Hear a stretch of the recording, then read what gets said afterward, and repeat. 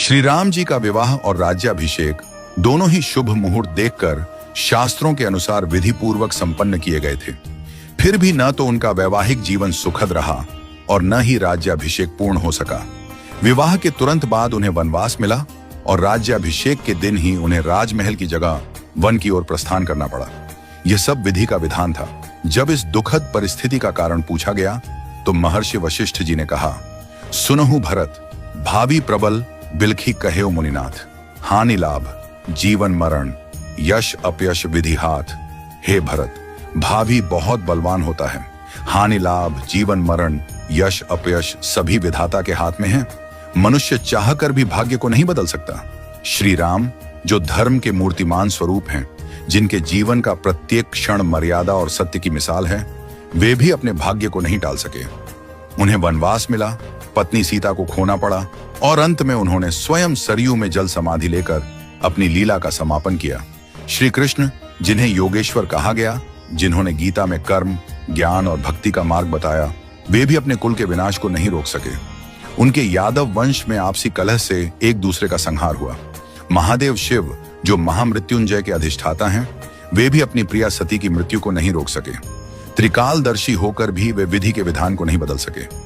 रामकृष्ण परमहंस जिन्हें दिव्य सिद्धियां प्राप्त थीं और जिन्होंने हजारों लोगों को ईश्वर का मार्ग दिखाया, वे भी कैंसर जैसी बीमारी को नहीं रोक सके। उन्होंने कहा था, यह शरीर नश्वर है, आत्मा ही अमर है। रावण जिसके पास अपार बल और ज्ञान था, जो शिव का भक्त था, वह भी अपने अहंकार के कारण नाश को नहीं टाल सका। कंस जो जानता था कि श्री कृष्ण उसका अंत करेंगे, फिर भी विवश था।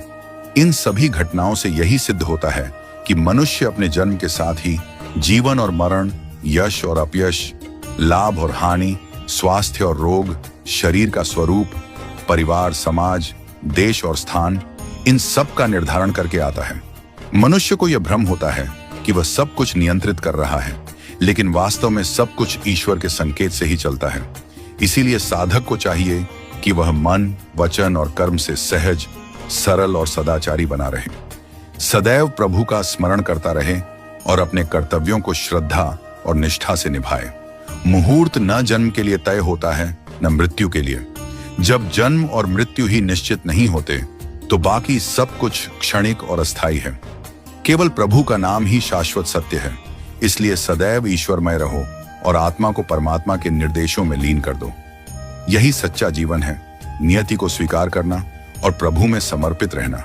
हमेशा अपना कर्म करो और बाकी सब कुछ प्रभु के ऊपर छोड़ दो। वही सब करने वाले हैं हम और आप।